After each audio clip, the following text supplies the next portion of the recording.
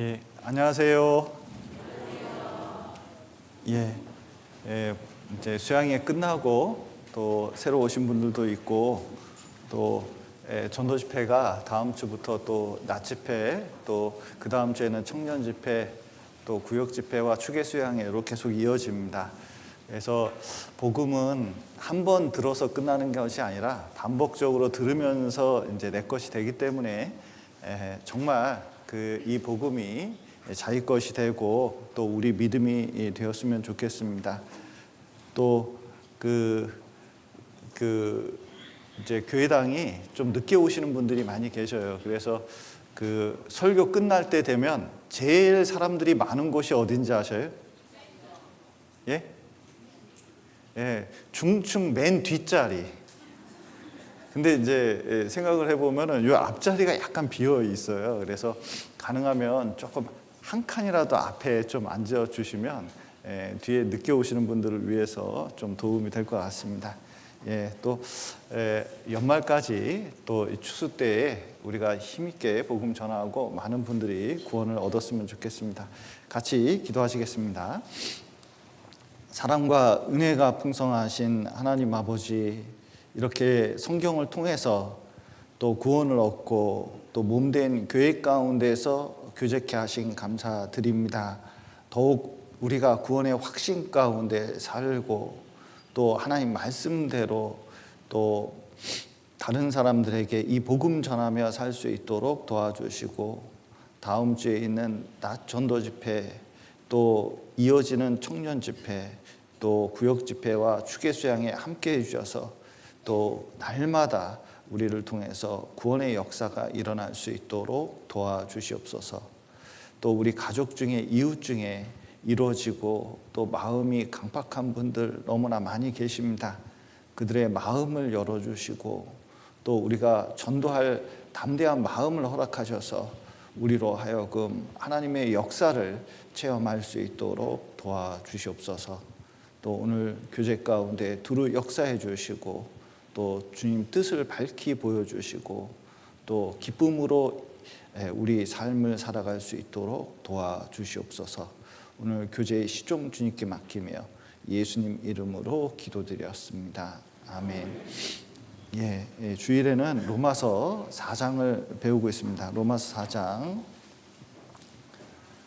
13절부터 보시겠습니다.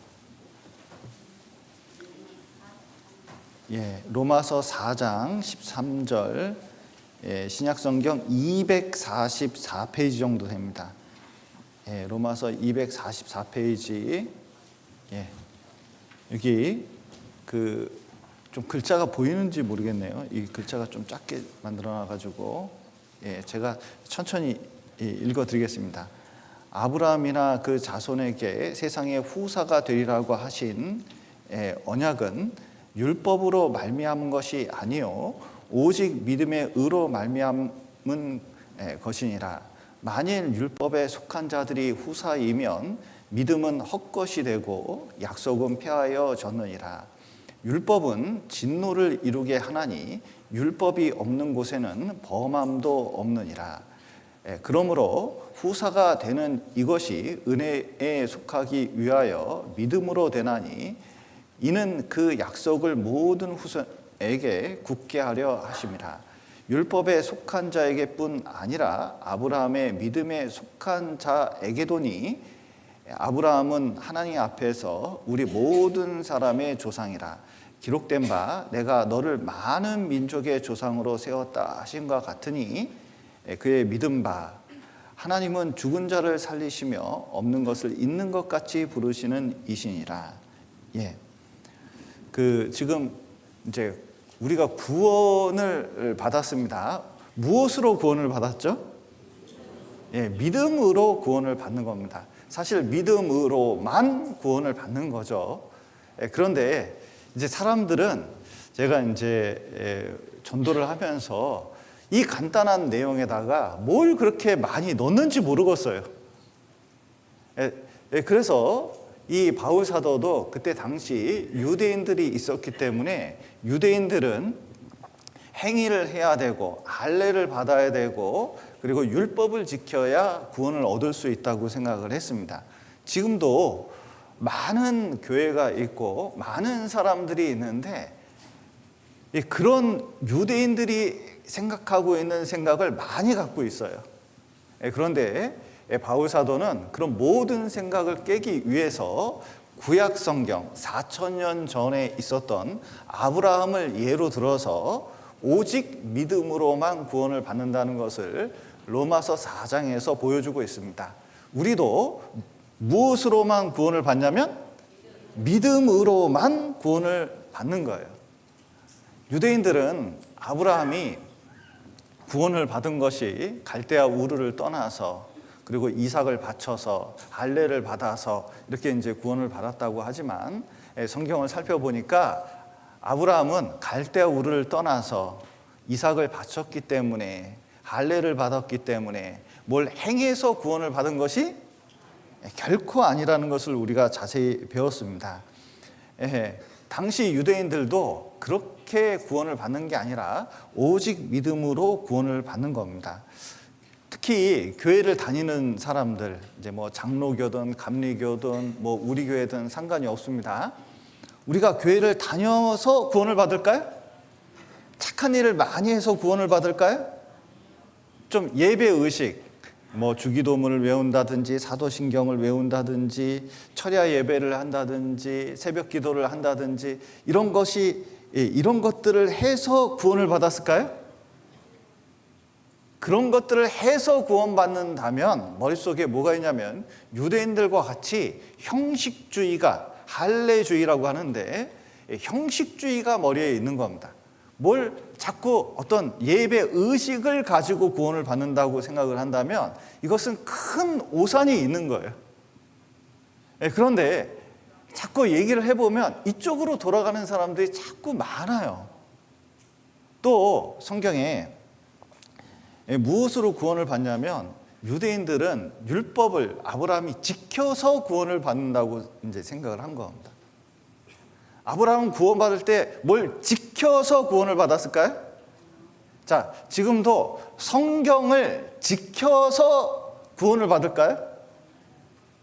자, 이 말은 조심해야 돼요. 자, 성경을 지켜야 됩니까? 지키지 말아야 됩니까? 자, 언제 지켜야 돼요? 그렇죠. 항상 지켜야 되죠. 그런데 구원은 지켜서 받는 게 아니라는 거예요.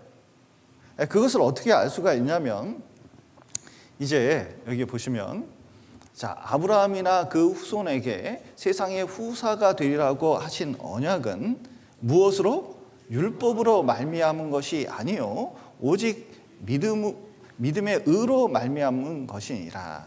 여기 보시면 세상의 후사가 된다 하는 것은 이 세상에 아브라함에게 부귀영화를 누린다는 뜻이 아닙니다.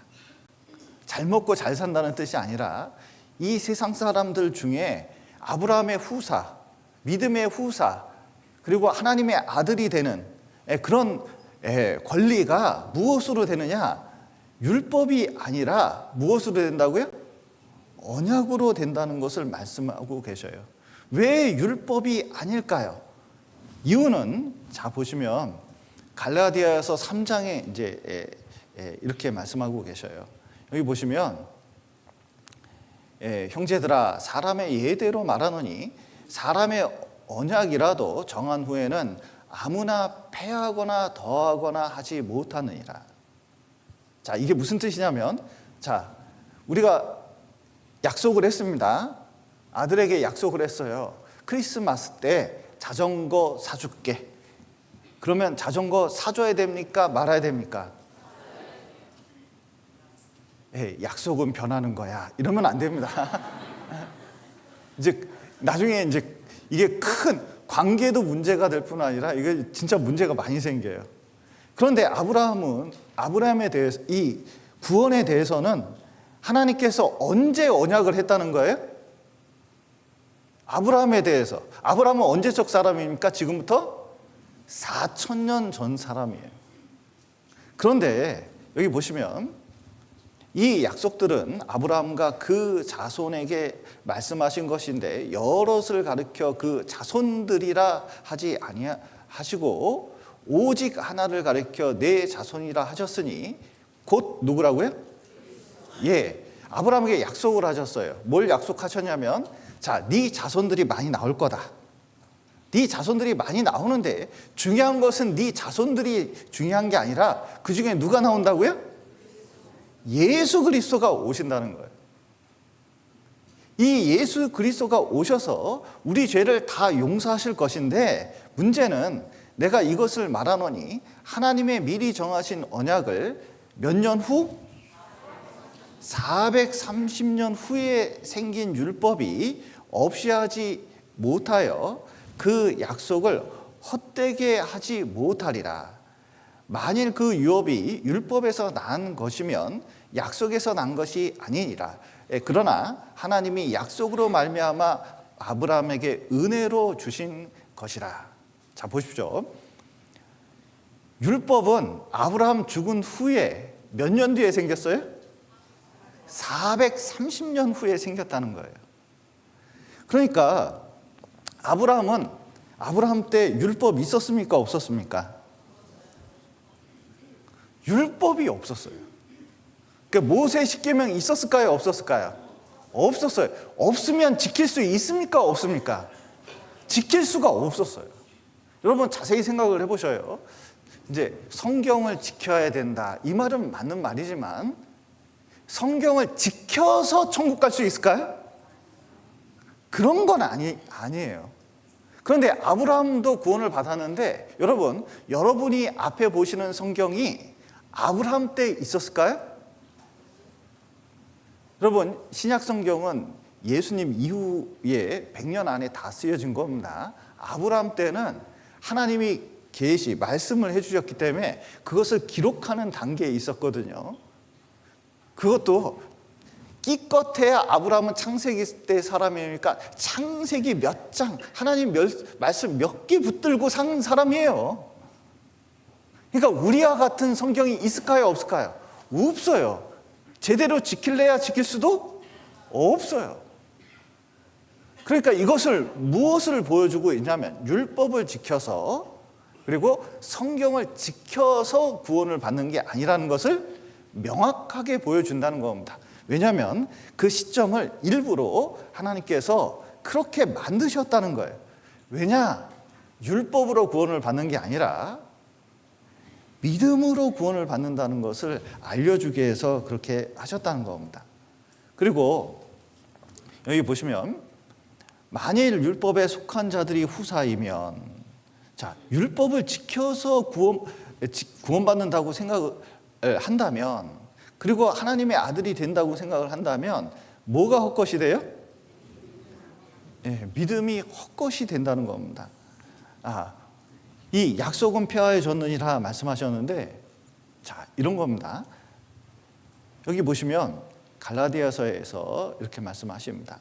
자, 형제들아, 사람의 예대로 말하노니 사람의 언약이라도 정한 후에는 아무나 폐하거나 더하거나 하지 못하리라. 자, 먼저는 하나님이 약속을 했고, 율법은 어떻게 된 거예요?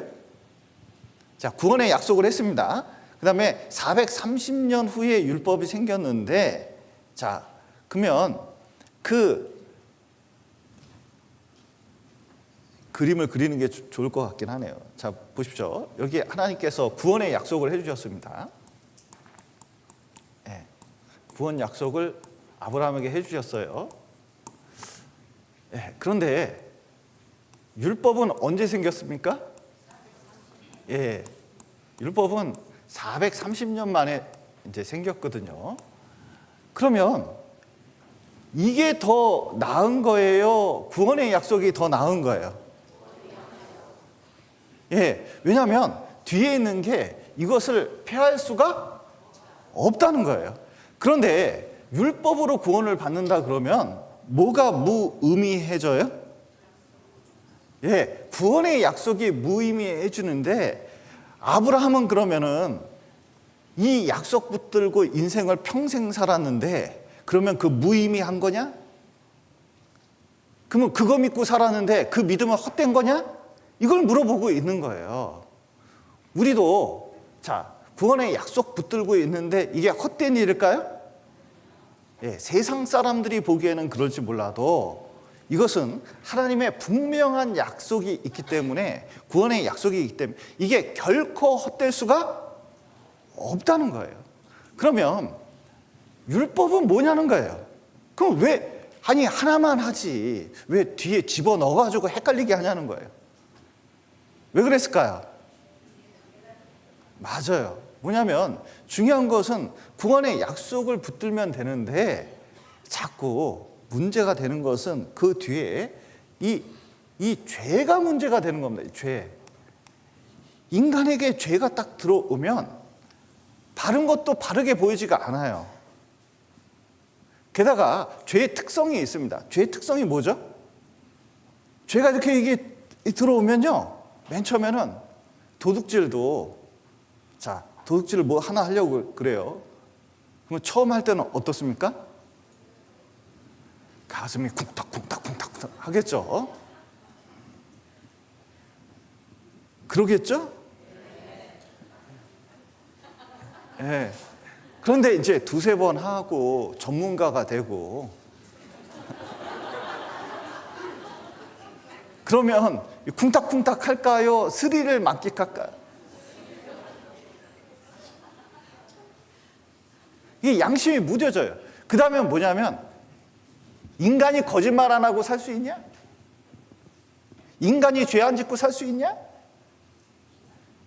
아이, 뭘 그거 가지고 죄라 그래. 자꾸 이제 그런 특성들이 생겨요. 그러니까 하나님이 말씀을 해줘도 깨닫습니까? 못 깨닫습니까? 못 깨달아요.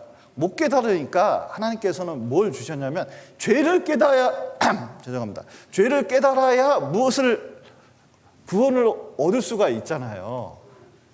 이게 구원을 받으려면 죄를 깨달아야 되니까 하나님께서 특별하게 우리에게 무엇을 주셨냐면, 하나님의 어떤 분인지, 인간이 어떤 상태에 있는지, 왜 구원을 받아야 되는지 설명을 해줘야 되니까 율법을 잔뜩 주고 아주 자세히 설명을 해주는 거예요.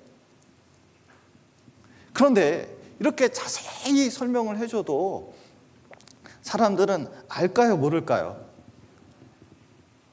이게 죄가 무서워요. 사실은 전도할 때 진짜 문제가 되는 것은, 하나님 살아계신 증거는 너무 분명해요. 증거가 분명치 않아서 그런 게 아니라, 사실은 알고 보면 죄가 그 증거를 부인하게 하는 아주 굉장한 힘이 있다는 걸 알게 됩니다. 그래서 이제 이 율법이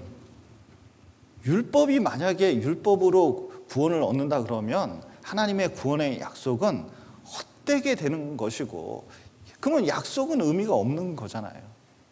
그런데 자, 이 율법으로 구원을 받는다고 주장을 한다면 또 하나의 문제가 있는데, 이제 진노를 이루게 된다는 거예요.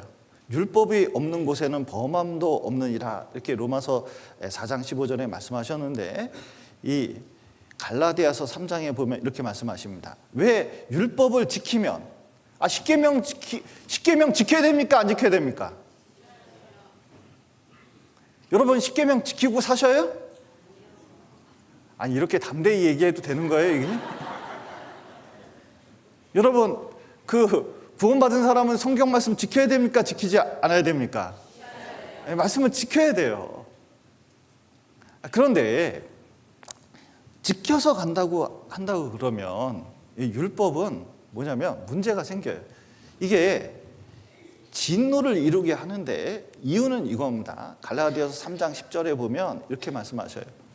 무릇 율법 행위에 속한 자들은 어디에 있다고요? 아니, 율법을 지키려고 그러면, 십계명 지키려고 그러면 저주 아래에 있다는 거예요. 그렇게 열심히 살아가는데, 기록된 바 누구든지 율법책에 기록된 대로 온갖 일을 항상 행하지 아니하는 자는 저주 아래에 있는 자라 하였습니다. 또 하나님 앞에서 아무나 율법으로 말미암아 의롭게 되지 못할 것이 불분명합니까? 분명합니까?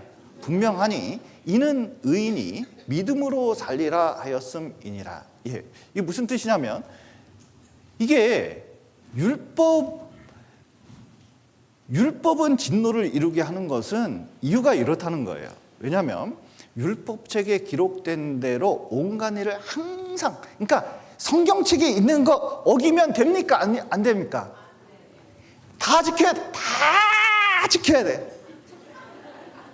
하나도 빼놓지 않으면 안 돼요. 여러분, 우리나라 법은 다 지켜야 됩니까? 좀 적당히 몇 개 빼놓고 지키면 됩니까?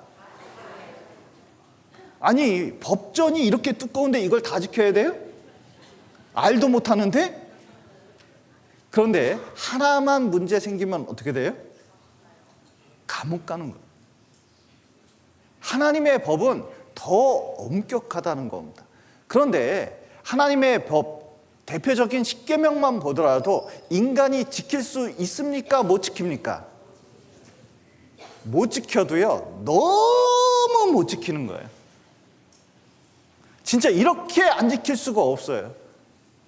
여러분, 우리가 구원받고 이렇게 열심히 살아간다고 하지만 하나님 보실 때는 우리가 말씀대로 잘 사는 것 같을까요? 부족해도 너무 부족해 보일까요? 내가 봐도 부족한데 하나님 보시기에는, 그 완전한 눈으로 이렇게 보시기에는 너무 부족합니다. 그것으로 천국 갈 수 있다? 여러분, 이것은 교회를 다녀서 해결할 수 있는 문제가 아니에요. 그래서 또 여기 말씀 보시면 율법이 없는 곳에는 범함도 없느니라, 이렇게 이제 말씀하셨는데 아주 이 재미있는 표현입니다. 왜냐하면 자, 율법이 없는 곳에는 범함도 없는데, 여기 보시면 죄송합니다.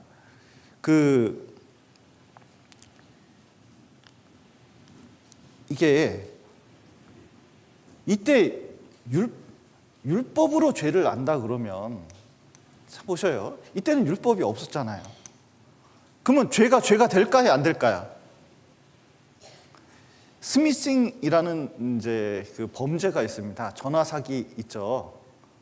여러분 좀 당해 보셨어요? 전화 사기? 말을 못 하시는 거 보니까 몇 명은 있으실지도 모르겠어요. 진짜 이게 뼈아픈 일이에요.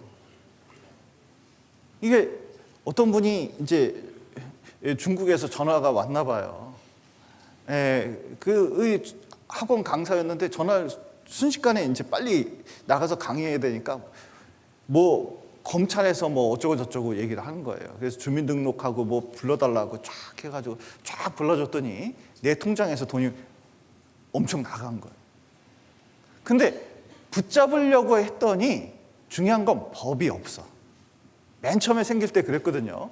그러면 붙잡아서 감옥에 넣을 수 있습니까? 없습니까? 법이 없으면 잡아놓을 수가 없어요. 그러면 율법이 없던 시대의 사람들은 법으로 잡아낼 수가 없으니까 죄가 아니네? 여러분, 아브라함 때 사람들은 죄를 졌습니까? 죄를 안 졌습니까? 분명히 죄를 졌거든요. 자, 보셔요.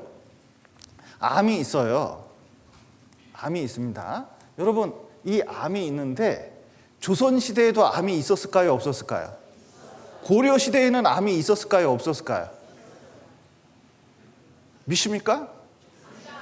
그런데 문제는 뭐냐면은 진단기기가 없으니까 암인지 아닌지 그것도 몰라요. 모르니까 없는 게 아니에요. 이 죄도 그때 당시에 율법이 없었다고 그 죄가 아닌 게 아니에요. 우리 양심이 다 있었기 때문에 분명히 우리 안에는 뭐가 있었냐면 죄가 있었어요. 아브라함도 죄가 있었을까요? 그러니까 마누라가 내 마누라가 아니라고 자꾸 얘기하지.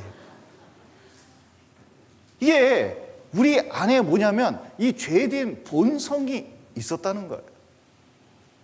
그런데 율법으로 하자면 이제 큰 모순이 생긴다는 겁니다. 그래서 이게 율법을 지켜서 간다고 생각하면 마치 이런 것과 같은 거예요.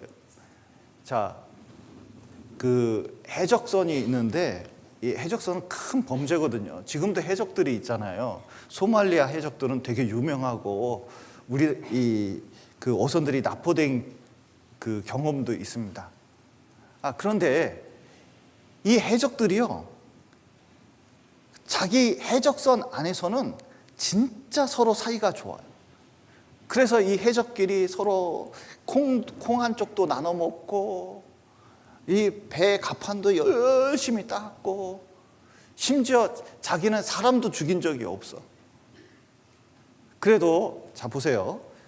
이제 경찰이 와가지고 이 해적을 잡았습니다. 이 해적들은 감옥에 갈까요? 안 갈까요? 갈 수밖에 없어요. 여러분, 우리 신분이 죄인이에요. 그리고 실제로 죄를 평생 짓습니다.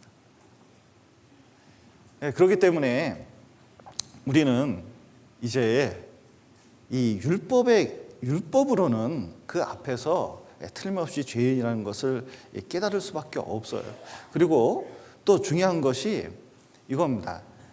이 율법보다 구원의 약속이 아주 중요한 것은, 율법은, 자, 이게 놀라운 사실인데 놀라지 마셔요. 자, 여기 보시면 사도행전에 보면 율법을 줄 때 어떻게 주셨냐면, 너희가 천사에 전한 율법을 받고도 지키지 아니하였도다. 자, 율법을 줄 때 직접 주셨습니까? 천사가 줬습니까? 이 과정은 구약 성경에 정확하게 기록되지 않았지만, 여기 히브리 성경을 봐도, 자, 천사들로 하신 말씀이 경고하게 되어, 이렇게 이제 말씀하셨는데, 놀라운 것은 이 율법이 줄 때는 천사의 손을 타서 줬다는 거예요. 그러니까 간접적으로 줬다는 겁니다. 그런데 저 구원의 약속은 아브라함에게 줄 때 어떻게 주셨어요? 천사를 통해서 줬습니까? 직접 하나님께서 말씀하셨습니까? 직접 말씀하셨다는 거예요. 그래서 이 율법은 이제 뭘 요구하고 있냐면, 이것은 하나님이 직접 한 것이고 이건 간접적으로 했기 때문에, 여러분 부동산에서 계약해 본 적 있나요? 뭐 계약 같은 거 뭐 이렇게 법무사 끼고 계약을 하셨는지 모르겠어요. 그러면은 양쪽 다 어떤 의무가 있냐면 지켜야 돼. 지켜야 돼. 이 율법은 어떻게 해서 구원을 받냐면, 지켜라! 그러면 구원을 받는다. 이렇게 말씀하시는 거예요. 그런데 지킬 수 있습니까? 못 지킵니까? 못 지켜요. 그런데 구원의 약속은 내가 하겠다 그러신 거예요. 예. 누가 하겠다고요? 예, 하나님이 하겠다는 거예요. 나 힘쓸 필요 있어요? 없어요? 나는 할 필요가 없다는 거예요. 자, 보셔요. 물속에 빠졌습니다. 막 살려주세요, 살려주세요 했더니 소방관이 와가지고 쫙 이제 배 타고 와가지고 이제 겨우 이게 팔 내밀어서 이제 쫙 잡아 당겨서 건졌어요. 그럼 누구 때문에 구원을 받은 거예요? 이 소방관 때문에 구원을 받은 거잖아요. 근데 물에 건진 사람이 한마디 하는 거예요. 내가 꽉 잡았어. 왜 그래? 이러면 돼요, 안 돼요? 그런데 그런 사람들이 이상하게 많아져요. 여러분, 구원받을 때 하나님이 구원하신 겁니까? 내가 그때 짜릿해가지고 구원을 받은 겁니까? 아니면 화끈한 것 좀 느껴져서 화끈한 거? 좀 화끈하게 구원받으려면 어떻게 해야 돼요? 찜질방을 가서 전도 집회를 하면 돼요. 이게 자꾸 이게 전도를 하다 보면 자기 마음을 자꾸 들여다보는 경우가 있어요. 그래서 자꾸 뭐냐면 이게 율법적인 생각들이 있어요. 왜냐하면 자기가 뭘 해야, 마음이 어떻게 돼야, 아니면 회개를 어떻게 해야, 눈물 콧물 흘려야 뭐 된다고 생각을 하는 거예요. 자, 물속에 빠졌는데 외치지도 않았어요. 살려주세요. 이걸 안 했어요. 근데 누가 보고 소방관에게 연락해가지고 와가지고 이렇게 손 내미니까 잡았어요. 그래서 잡아서 이제 건져줬거든요. 그래도 건진 거예요? 안 건진 거예요? 그래도 건진 거예요. 중요한 것은 내가 뭘 하는 것보다 뭐가 중요해요?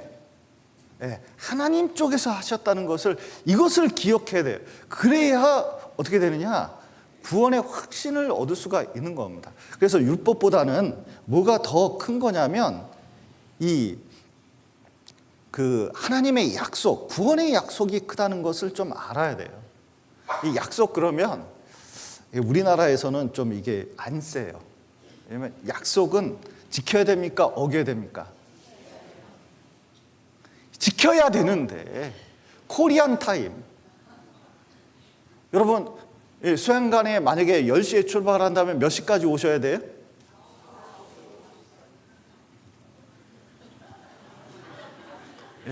제가 옛날에 구원받을 때 대전에 있었는데 항상 대전 사람들을 위해서는 10분에 10시 10분에 시작을 해야 돼요.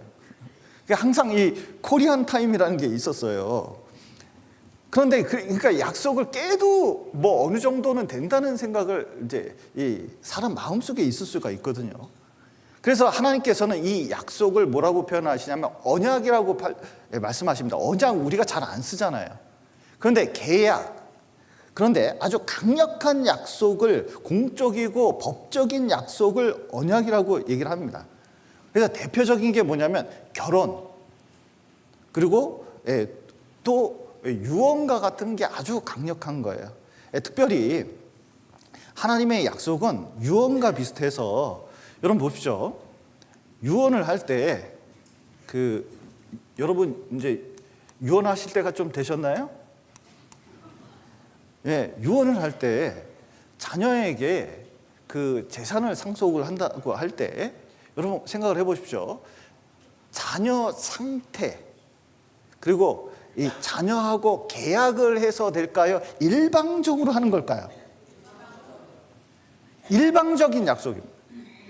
그런데 이 구원의 약속은 인간하고 무슨 계약을 한 게 아니라 하나님 쪽에서 일방적으로 약속을 하고 이것은 아주 맹세한 거라는 것을 이걸 깨달아야 돼요. 그래서 이 율법보다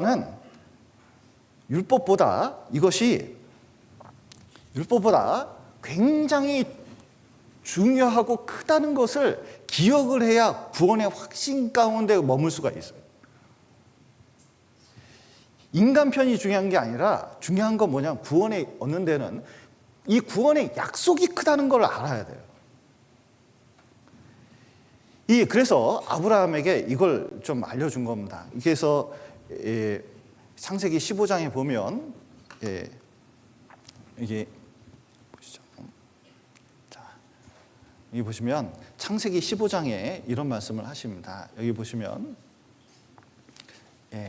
창세기 15장을 보실 분은 보시면 됩니다. 자, 아브라함이 하나님을 믿으니 여호와께서 이를 그의 의로 여기시고 말씀하셨는데 이 글자가 좀 보이신가요? 이쪽은 눈이 좋은 분, 이쪽은 눈이 안 좋은 분일 수도 있어서 제가 창세기 15장을 좀 찾으시죠. 이게 글자가 좀 작습니다. 창세기 15장 찾으시죠.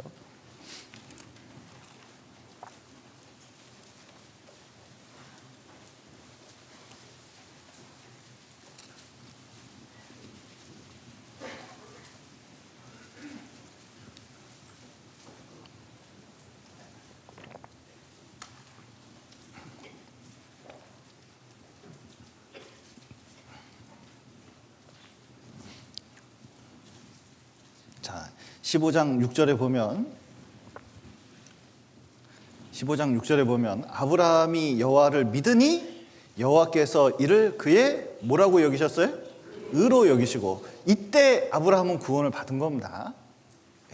그래서 믿음으로 구원을 받는다 이렇게 됐는데 이제 그에 대해서 7절에 보시면 이렇게 말씀하셔요.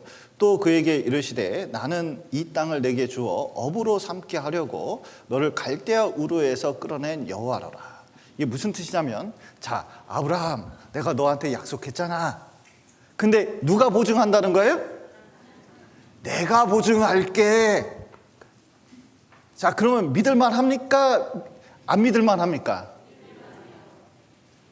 여러분 약속을 믿는다는 것은 가만히 생각을 해보면 자 보십시오. 그 사기꾼 아빠가 아들한테 약속을 했어요. 크리스마스 때 내가 자전거 1,000만 원짜리 사줄게. 그러면 아들은 믿을까요? 안 믿을까요? 여태까지 약속이 100번이나 뻥 끊었어요. 그럼 믿습니까? 안 믿습니까? 그런데 약속을 절대로 지키는 아빠라면 어떤 말을, 예를 100만 원짜리 내가 자전거 사줄게, 그러면은 아들은 믿을까요? 안 믿을까요? 믿어요. 그것은 자전거를 믿은 게 아니에요. 뭘 믿을까요? 아빠를 믿은 거예요. 아빠. 자, 보세요. 우리가 구원의 약속이 있을 때, 이 약속이 있을 때 약속 자체도 중요하지만 진짜 중요한 건 뭐냐면 이 약속을 누가 해줬냐가 중요한 거예요. 전능하신 하나님이 믿으면 구원을 받는다고 약속을 했으니까 이것은 법적이고 공적이고 성경에 인을 친 거예요. 그러니까 이거 변할까요? 안 변할까요? 안 변해. 안 변해.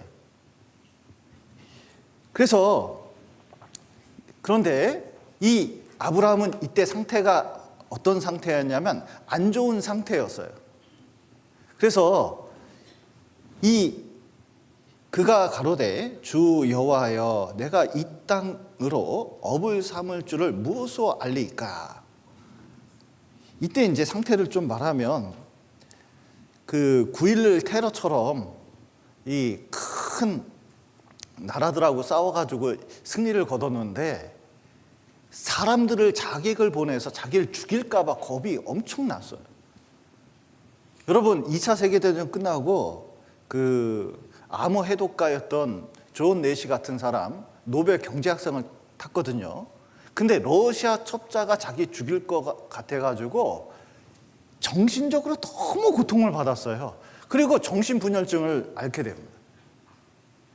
그런데 아브라함도 이때 그냥 텐트에 첩자 하나만 보내면 그냥 목 한번 찌르면 끝나는 거예요. 그러니까 밤에 잠이 옵니까? 안 옵니까? 여러분 자는데 누가 들어와서 내 목을 찌른다고 생각하면 잠이 올까요? 자다가도 벌떡벌떡 일어날까요?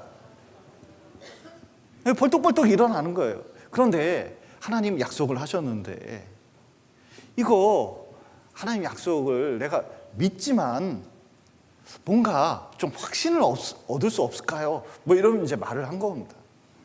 이 땅을 우리 자손에게 준다는 약속, 이렇게 내가 힘이 없는데 어떻게 그것을 믿을 수 있겠습니까? 물어본 거예요. 그랬더니 이 아브라함에게 3년 된 암소, 3년 된 그 암염소, 3년 된 수양, 산비둘기, 집비둘기를 취해가지고 중간을 쪼개버리라는 거예요. 이 쪼개가지고 마주 대해서 이게 캄캄한 밤중에 갑자기 하나님께서 아브라함에게 약속을 이렇게 합니다. 그래서 너는 정령이 알라, 내 자손이 이방에서 객이 되어 그들을 섬기했고 그들은 400년 동안 내 자손을 괴롭게 하리니 그 섬기는 나라를 내가 징치할지며 그 후에 내 자손이 큰 재물을 이끌고 나오리라. 너는 장수하다가 평안히 조상에게로 돌아가 장사될 것이요 내 자손은 4대 만에 이 땅으로 돌아오리니, 이렇게 말씀하셨는데 우리가 전도집회 보시다시피 이 예언이 그대로 이루어졌습니다. 그리고 해가 져서 어두울 때 연기나는 풀무가 보이며 탄 횃불이 쪼갠 고기 사이로 지나더라. 그날에 여호와께서 아브라함으로 더불어 뭘 세웠다고요? 언약을 세웠다. 이게 자 보십시오. 이 언약이란 말이 굉장히 이제 중요한데, 이 커버넌트 그러는데, 자 우리가 언약이란 말을 굉장히 많이 쓰고 있어요. 언제 쓰고 있냐면 구약, 신약입니다. 구약이 무슨 뜻이죠? 옛 약속. 신약은 새로운 약속. 그런데 옛 약속과 이 신약은 똑같은 거예요. 예수님 보내서 우리를 구원하겠다. 신약은 뭐죠? 예수님이 십자가에 죽으셔서 그것을 이루었다는 뜻이잖아요. 그런데 자 보십시오. 여기 아브라함은 이 율법이 아니라 하나님의 약속을 바라보게 되는데, 여기 이런 일이 있어요. 이 염소와 소, 이게 인공지능한테 이거 그림으로 그려달라고 그랬더니 제가 너무 화가 났어요. 왜냐면 인공지능은 짐승 쪼개진 걸 못 그린대요. 정책에 위반돼가지고. 그래서 최대한 가깝게 제가 그림을 그려봤어요. 이게 반 쪼개졌다고 생각을 하시면 돼요. 예. 소 쪼개 보셨나요? 예, 이게 반으로 쫙쫙 쪼개는 거예요. 그래서 양쪽에 버려놓고 비둘기 이렇게 놓고 이 아브라함은 좋은 건 아니에요. 이게 밤중까지 이게 어두울 때 눈 뜨고 있는데 불안에 떨고 있는 모습입니다. 그런데 갑자기 어디서 풀무하고 횃불이 나타나더니 이 사이를 쫙 지나가는 거예요.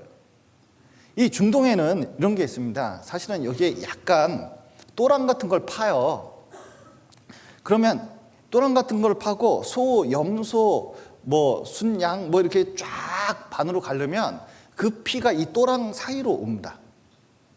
그러면 이제 계약하는 사람 그 두 사람이 이 쪼갠 사이를 지나가요. 그런데 이 유대인들은 치마 같은 것을 입었잖아요. 그러면 피 사이를 지나갈 때 이 밑에 뭐가 묻냐면 피가 묻게 돼 있어요.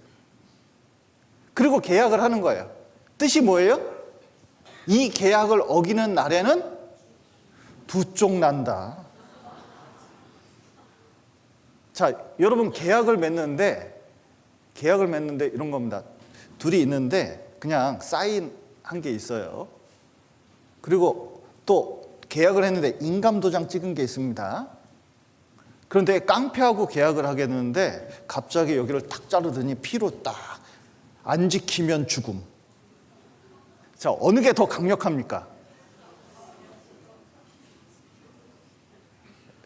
느낌적인 느낌이 오실지 모르겠어요. 그런데 이 아브라함이 맺은 계약, 이 중동의 계약, 짐승 두 쪽 내는 거는요, 이게 보통 심각한, 이거 어기면 어떻게 되는 거예요?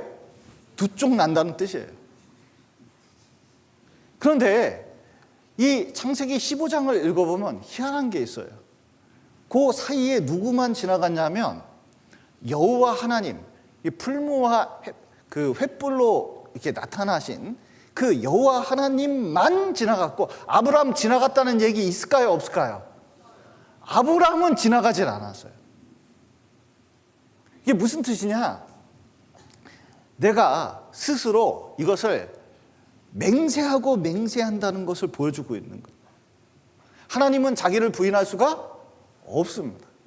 그래서 맹세로 보증하셨다는 거예요. 그러니까 이 약속이 얼마나 큰 거냐, 구원의 약속이 얼마나 큰 거냐라는 것을 보여주셔요. 그래서 여기 보시면, 자, 짐승 쪽의 정도가 아니라 양의 큰 목자이신 우리 주 예수를 영원한 언약의 피로 죽은 자 가운데서 이끌어내신 평강의 하나님이 말씀하셨는데, 자, 하나님은 실제로 무엇으로 언약을 하셨을까요? 예수 그리스도의 피로, 영원한 언약의 피로 이 구원에 대해서 우리에게 약속을 하셨다는 것. 그러니까 이게 얼마나 큰 거냐 생각을 해봐라. 그래서 여기 갈라디아서 4장에는 이 두 개를 비유하고 있는데, 자, 율법과 복음 차이를 비교하고 있습니다. 여기 좀 어려워서 간단하게 좀 설명을 드릴게요. 자, 율법 아래 있고자 하는 자들아, 율법을 듣지 못하였느냐? 자, 그런데 아브라함에게 두 아들이 있어요. 하나는 계집종에서, 하나는 자유하는 여자에게서 낳습니다. 자, 계집종은 누굴까요? 하갈. 자유하는 여자는 누굴까요? 예, 맞습니다. 사라. 이 두 여자가 있는데, 계집종에는 그 아들이 하나씩, 그 두 여자 사이에 아들이 하나씩 있어요. 하나는 이스마엘, 하나는 이삭. 그런데 이것은 무엇을 얘기하고 있냐면, 이 여자들은 두 언약인데, 두 언약은 하나는 율법, 하나는 아브라함이 받은 그 구원의 약속을 말하는 거예요. 그런데 하나는 신의 산으로부터 종을 낳은 자니 곧 하가라. 이 하가는 아라비아에 있는 신의 산으로 으로 지금 있는 예루살렘과 같은 데니 저가 그 자녀들로 더불어 종노릇하고 오직 위에 있는 예루살렘은 자유자니 곧 누구라고요? 우리 어머니라. 자, 이걸 잘못 해석하면 장길자를 만날 수가 있어요. 왜냐하면 자, 여기 우리 어머니가 누구라고 주장을 하고 있어요? 장길자라고 주장하고 있기 때문에 그렇습니다. 그런데 이 우리 어머니가 누구예요?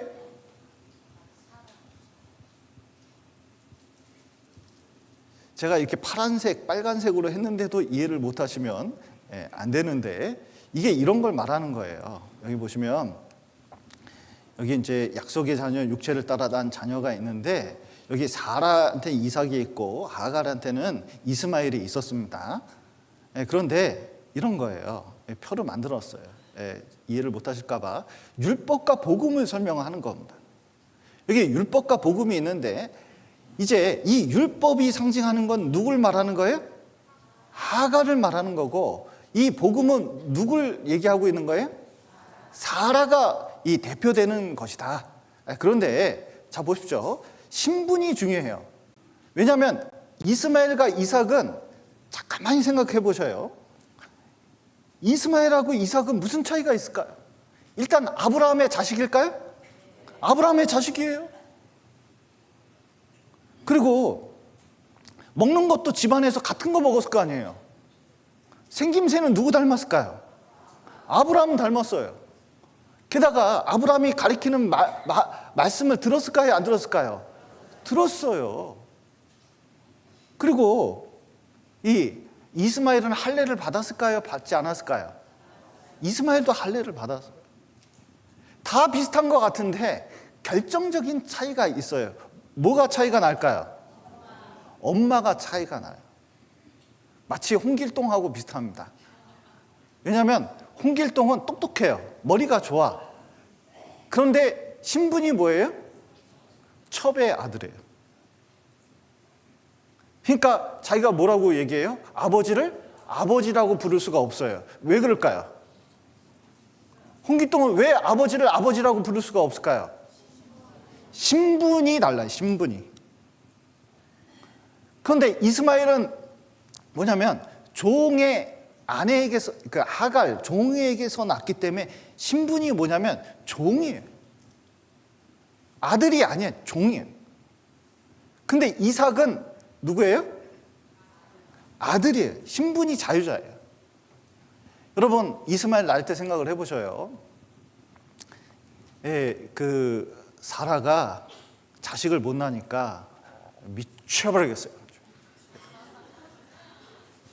왜 그러냐면 이제 경수가 끊기고 인간적인 방법으로는 애를 낳을 수 있는 방법이 없는 거예요. 그러니까 어떻게 고민을 하다가 몸종 하갈이는 젊지. 그러면은 애를 낳을 수 있는지 안 낳을 수 있는지 한번 확인을 해봐야지. 그리고 이게 애를 낳으면 그 자식 내가 뭐냐면 옛날에 씨바지로 자기 아들 삼잖아요. 씨바지로 얘를 내 양자로 삼으면 되지. 내가 생각해 너무 기가 막히다. 이렇게 생각을 한 거예요. 그래서 아브라함을 막 바가지를 긁어가지고 아브라함은 생각이 없었어요. 진짜 약속을 믿은 사람에게 생각이 없었거든요. 자꾸 설득을 하니까 이게 자꾸 이해가 되고 말이 맞는 것 같아. 그래서 하갈하고 동침을 했더니 아니나 다를까 임신을 했네. 그러니까 자 사라 입장에서는 무슨 마음이 들까요? 내가 문제구나. 이게 보통 심각한 게 아니죠. 또 하갈은 주인을 멸시하네. 내쫓았다가 다시 한번 받아줬거든요. 그런데 이스마엘을 탁 낳을 때 이걸 자 보세요. 하나님 은혜로 난 아들이에요? 자기 육신의 노력으로 난 아들이에요? 여러분의 자녀는 하나님께서 주셨습니까? 여러분의 노력으로 낳은 자식들입니까? 이스마엘도 하나님 은혜로 받았다고 하지만 사실은 그 뒤에 뭐가 있어요? 자기들의 꾀, 생각, 노력, 열심, 자기들의 방법으로 탁 낳은 거잖아요. 그것을 육체를 따라 났다고 설명을 하고 있는 겁니다. 그런데 신부는 종이에요. 그게 뭐와 같냐? 율법과 같다는 거예요. 교회 내에서 내가 지켜서 뭘 하게, 내 새벽 기도 가고 철야 예배하고 노력하고 헌금하고 착하게 살고 그러다 보면 언젠가 천국에 가겠지. 그게 종된 모습. 내가 열심히 아버지한테 잘 보이면 아들 취급 받겠지. 이스마엘의 마음이에요. 어떤 고아가 있었는데 이 고아가 자기 저 부잣집 아들이 되고 싶다. 그래서 아침마다 마당질을 했어요. 비를 쓸었어요.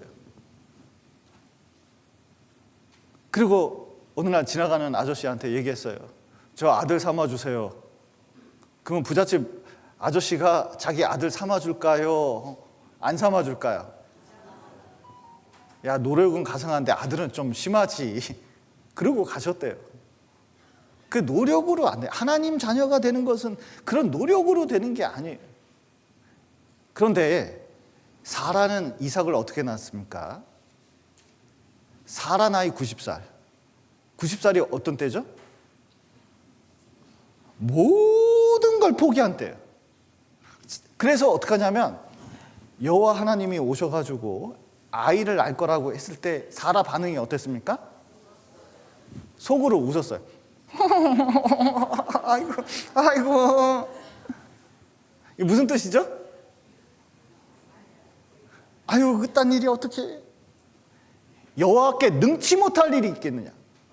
이 말 듣고 충격을 받았거든요. 그때 믿음이 생긴 거예요, 제대로. 아, 하나님이. 그러니까 이게 아무런 소망이 없을 때, 인간의 노력을 안 되고, 아브라함도 바싹 씨가 말라가지고 아무 능력이 없을 때 하나님의 능력으로 낳은 자식이 뭐예요? 이삭이에요. 약속으로 말미암아 낳은 자식이 누구예요?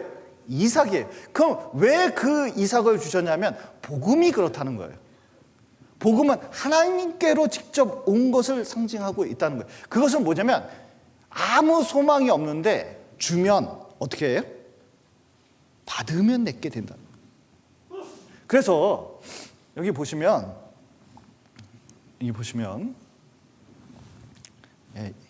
자, 여기 이제 지금 예루살렘, 자 보세요. 바울 사도 때 예루살렘은 뭘 하고 있었냐면 율법을 지켰습니다. 위에 있는 예루살렘은 뭐죠? 하늘에 있는 예루살렘은 뭡니까? 이게 뭘 상징해요? 예, 이게 복음을 상징하고 있는 거. 그래서 자기 노력으로 되는 게 아니라 이 믿으면, 성령이 오시니까 믿으면 그것을 받게 돼 있다는 겁니다. 그래서 여기 보시면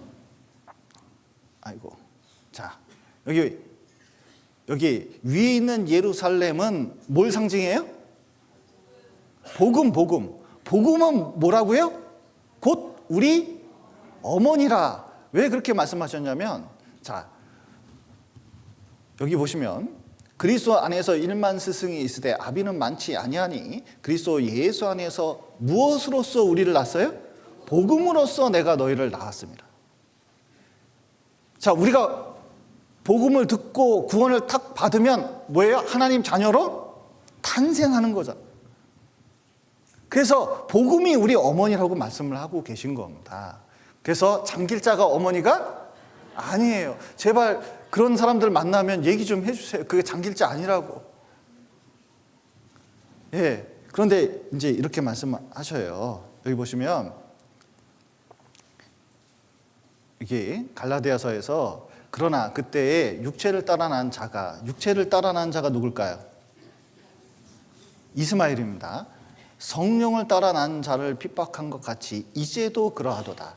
그러나 성경이 무엇을 말하느냐? 계집종과 그 아들을 내어 쫓으라. 계집종의 아들이 자유하는 여자의 아들로 더불어 유업을 얻지 못하리라 하였느니라. 예, 이게 무슨 말이냐면 이제 섞일 수 있냐 이거예요. 그러니까 열심히 뭐 해가지고 이 구원을 받는다고 자꾸 얘기를 하는 거예요. 갈라디아 교회는 자꾸 할례를 받고 율법을 지켜야 천국을 가지. 예수님 예수님께서 내 죄를 용서했다는 거, 그거 믿기만 하면 천국 간다고 그러면 정성이 부족하다 이렇게 얘기하는 거예요. 그런데 여러분, 그런 사람이 있으면 어떡하라고요? 여러분, 이게 어울릴래야 어울릴 수 있는 수준이 아니라는 거예요. 근데 문제는 뭐냐면, 누가 더 많아요? 구원받은 사람이 더 많은. 자, 구원받은 사람, 약속을 믿고 구원받은 사람이 많을까요? 자꾸 율법을 지켜서 뭔가 해서 천국에 간다고 생각한다고 믿는 사람들이 많을까요? 자꾸 자기가 뭘 해서 된다고 생각하는 사람이 많아요. 이런 사람들일수록, 자 보세요, 이 공로주의가 있는 사람일수록 어떤 일이 많은지 아세요? 판단을 잘해요. 교회 몇 년 다녔어? 내가 집사다, 내가 장로다, 그리고 내가 성경을 몇 독 했는지 알아? 그리고 사람들을 판단을 하는 거예요. 이 구원받은 이후에도 여러분, 우리가 하는 일이 공로가 돼서는 안 돼요. 왜냐하면 구원받은 이후의 신앙생활은 구원의 은혜 때문에 하는 것이지, 내가 그거 가지고 뭘 하나님 앞에서 내세우기 위해서 하는 것은 아닙니다. 그래서 이제 이게 어울릴 수가 없기 때문에 여러분, 희한하게도, 자 보세요, 이렇게 믿는 사람들이 많을까요? 이렇게 믿는 사람들이 많을까요? 자, 1번이 많을 것 같습니까? 2번이 많을 것 같습니다.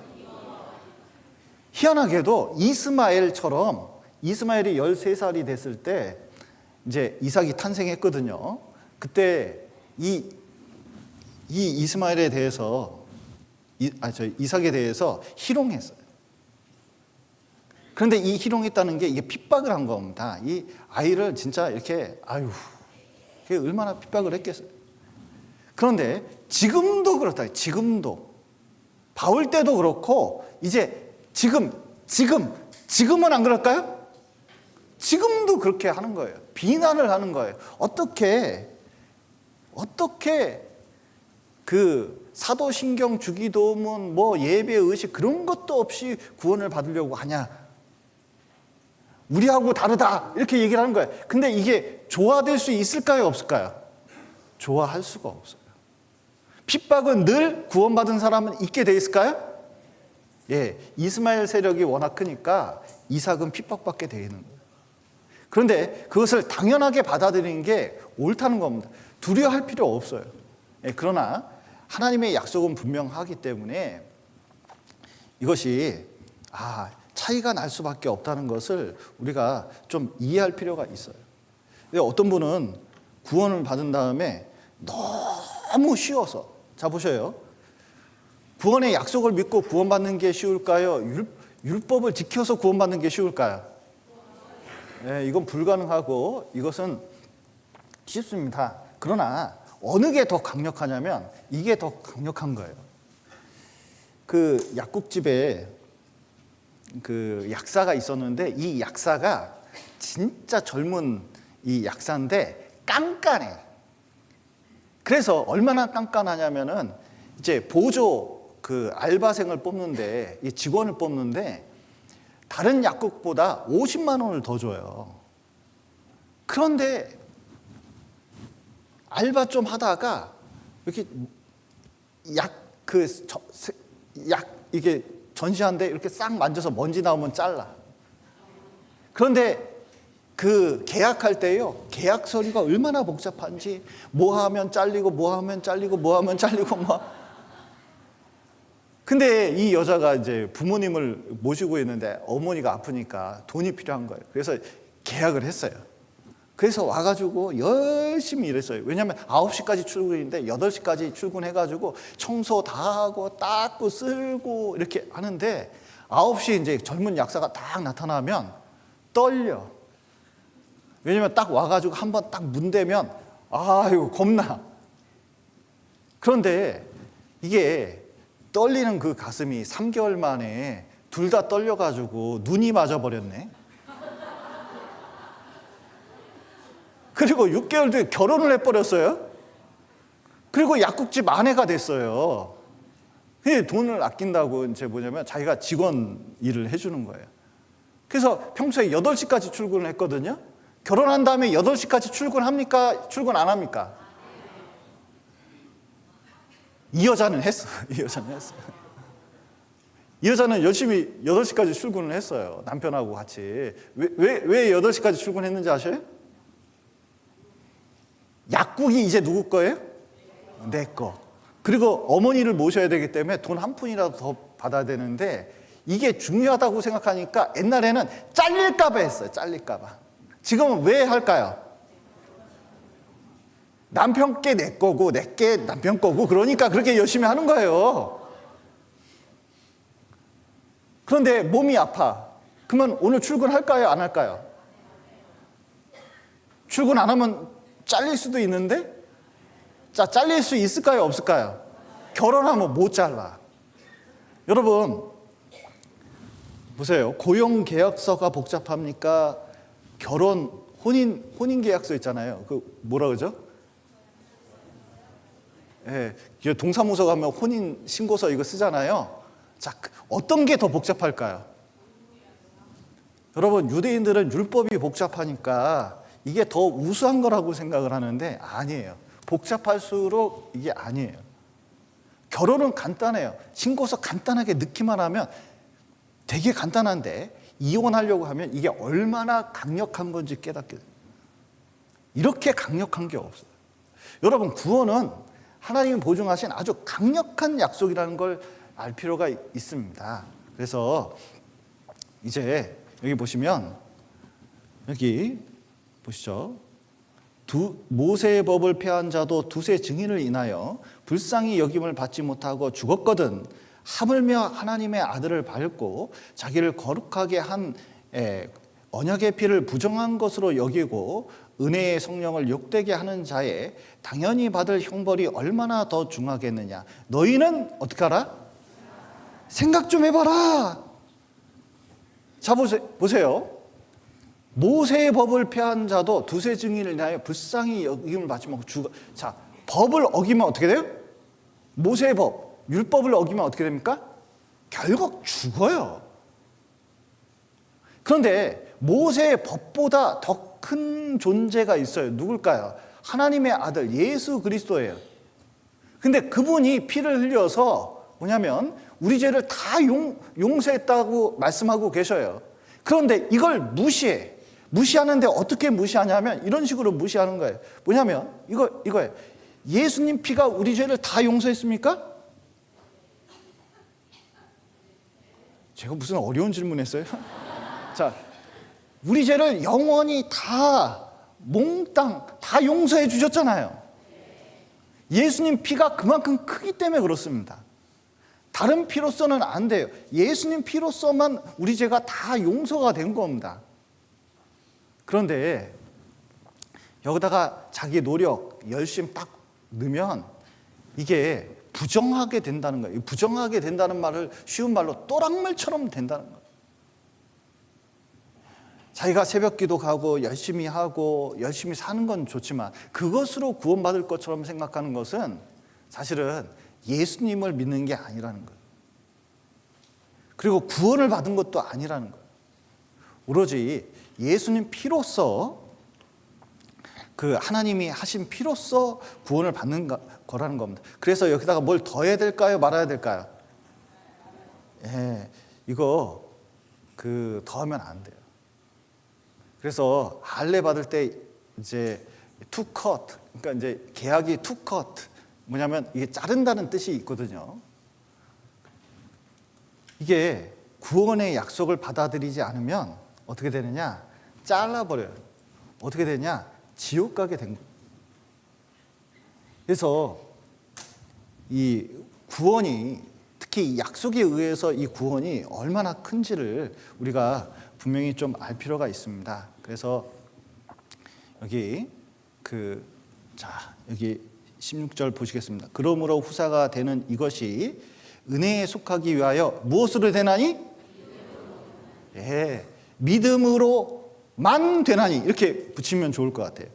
자, 이는 그 약속을 모든 후손에게 굳게 하려 하심이니라. 여러분 보십시오. 이 약속은 아주 굳은 거예요.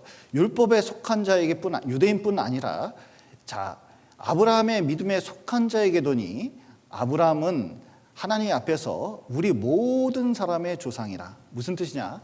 자, 믿는 사람들이 구원을 받았어요. 그러면 누구 덕택에 그런 거예요? 자, 보세요. 믿는 사람은 누구 후손이 돼요? 아브라함의 후손이 된다는 거예요. 그래서 이 약속이 얼마나 큰지 한번 또 이렇게 말씀하셔요. 여기 보시면 하나님이 이에 대해서 아브라함하고 맹세를 하셨습니다. 그래서 사람들은 자기보다 더 큰 자를 가리켜 맹세하나니, 맹세는 저희 모든 다투는 일의 최후 확정이에요. 아주 큰 자, 대통령이 맹세를 했다. 그러면 군산에 현대 들어와야 돼요, 안 들어와야 돼요? 그런데 하나님이 약속을 했다. 이건 반드시 돼야 되는 거예요. 그런데 하나님은 그 뜻이 변치 아니함을 충분히 나타내시려고 그 일에 맹세로 보증하셨습니다. 그런데 또 하나님이 못하시는 게 있는데, 하나님이 뭘 못하시는지 아셔요? 전지전능한데 거짓말을 할 수가 없어요. 그러면 자, 이건 뭐냐? 구원의 약속은 아주 든든하고 견고한 것이기 때문에 이것을 믿고 받아들이면 구원이 흔들린다, 안 흔들린다. 이게 아주 큰 거예요. 사람들은 자꾸 약속을 보라 그랬더니 뭘 보려고 그래요? 자, 하나님의 약속이 크다는 거, 이 맹세로 보증했다는 거, 이걸 봐야 되는데 자꾸 뭘 봐요? 자기 마음을 자꾸 봐요. 제가 맨 처음에 이제 전세 계약을 하는데 이제 신혼부부 이제 대출을 받아가지고 이제 드디어 이제 집을 얻어서 결혼을 이제 하게 됐습니다. 그런데 그때 전세 계약금이 7천만 원인지 8천만 원인지 기억이 안 나요. 그래서 이제 부동산 끼고 이렇게 하는데, 주인하고 이제 이게 거래를 하는데, 세상에 대출 받은 돈이 어디 있어요? 제가 보시기에도 돈이 없어 보이잖아요. 그러니까 이게 돈을 이렇게 이제 주는데, 야, 이거 만약에 사기 당하면 이거 큰 코 다치겠는 거예요. 그런데 이제 계약서 다 이제 이렇게 하고 부동산 업자가 찍 하더니 뭐냐면 계약서 한 장 딱 주네. 자, 이거 믿을 수 있습니까? 못 믿겠습니까? 뭐 별 수는 없어요. 돈이 그 자리에서 오고 갔고 계약서 딱 받았는데, 자, 보시다시피 제가 의심 많은 스타일이에요. 그러니까 이게 뜯기면 어떡하지? 그 느낌이 잘 안 사라지더라고요. 그런데 그 느낌이 날 때마다 뭐 생각하면 돼요? 계약서. 그리고 좀 알고 보니까 계약서가 이게 괜찮은 거예요. 완전한 거예요. 그러면은 자, 이제 서서히 시간이 지나면서 이 계약은 괜찮은 거구나 깨달으면 이제 아무 사고도 없이 지금 잘 지내고 있거든요. 자, 보십시오. 그러면 안심이 되잖아요. 여러분, 성경은 확고한 약속인데 중요한 것은 사람들이 왜 자꾸 구원 의심을 하고 문제를 삼느냐? 자꾸 자기 마음을 봐요. 자기 마음을 어떻게 볼까요? 여러분, 회개할 때 좀 회개를 죄에 대해서 화끈하게 하셨습니까? 아주 그냥 눈물 콧물 하듯이 가늠한 여자처럼 눈물 콧물 다 해서 내가 죄인이구나, 지옥 갈 죄인이구나, 이 정도는 되셨어요? 자꾸 회개할 때 어떻게 내 마음이 어땠냐? 믿을 때, 여러분 믿을 때 그냥 빡 붙잡았습니까? 느슨하게 잡았습니까? 막 확신이 확 들었나요? 이게 자꾸 사람 마음 가지고 장난치는 경우가 있어요. 여러분, 중요한 것은, 자 보세요. 구원받을 때, 자, 아브라함이 믿으니 그럴 때 잘 믿었습니까? 화끈하게 믿었습니까? 확실히 믿었습니까? 아니, 잘 보세요. 1번 믿었다. 2번 잘 믿었다. 3번 확실히 믿었다. 4번 화끈하게 믿었다. 자, 정답은 뭐예요? 자꾸 거기다가 형용사 부사 넣지 말고 믿으니가 중요해요. 믿으니. 여러분, 좀 예수님이 내 죄를 용서했다는 게 그게 좀 믿어지셔요? 거기다가 뭘 자꾸 조미료 치지 마셔요. 그렇게 되면은 별의별 얘기가 다 나오는 겁니다. 그래서 믿을 때 구원을 얻는 것이다. 왜냐? 하나님이 하신 약속이 확실하기 때문에 그렇다. 그래서 여기 예레미야 성경에 보면 나 여호와가 이같이 말하노라. 너희가 능히 낮에 대한 나의 약정과 밤에 대한 나의 약정을 파하여 주야로 그때를 잃게 할 수 있을진데 내 종 다윗에게 세운 나의 언약도 파하여 그 위로 그 위에 앉아 다스릴 아들이 없게 할 수 있겠으며 내가 나를 섬기는 레위인 제사장에게 세운 언약도 파할 수 있으리라. 자, 보세요. 밤에 대한 나의 약정, 낮에 대한 밤낮에 대한 나의 약정. 자, 밤낮이 바뀔 수 있을까요? 없을까요? 자연현상은 그대로 유지가 되는데 이것이 파하면 나의 약속, 이것도 파할 수 있을지 모르지만 이것은 절대로 바뀌지 않는 것처럼 하나님의 약속도 절대로 바뀌지 않는다. 그래서 이제 이게 나의 피, 곧 언약의 피라고 말씀하셨는데 이제 하나님께서 이제 여기 보시면 자꾸 요즘 왜 이런 말이 상담하면서 수양회 때 상담하면서 이런 말이 많아요. 뭐냐면 내가 충분히 믿었냐, 정말 믿었냐, 회개가 부족한 건 아닐까, 자꾸 이렇게 이제 질문하는 사람들이 있었어요.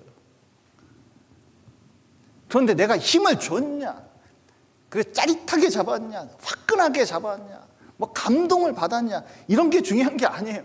뭐가 중요해요? 소방관이 잡은 게 중요한 거예요. 그래서 자꾸 자꾸 사람들이 내 불완전한 믿음을 보려고 하는데 진짜 중요한 것은 믿음의 크기를 자꾸 바라보지 말고 뭘 봐야 돼요? 예, 십자가가 완전하다는 것을 자꾸 바라보는 쪽으로 마음을 먹어야 된다는 겁니다. 그래서 그래도 내가 착하게 살아야 되지 않을까? 이 말은 맞을까요? 틀릴까요? 구원받으면 착하게 살아야 됩니까? 살지 말아야 됩니까? 그러면 착하게 안 살면 천국에 못 갑니까?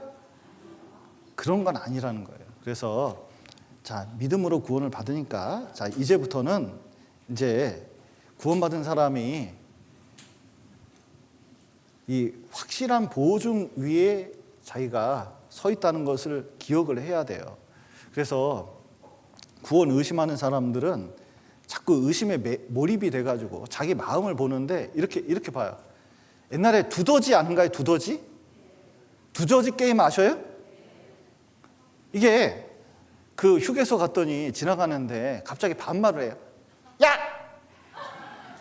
나 두더지다! 그러면서 막 이제 이게 때리라고 자꾸 이게 화를 나게 하는 그 게임 혹시 아셔요?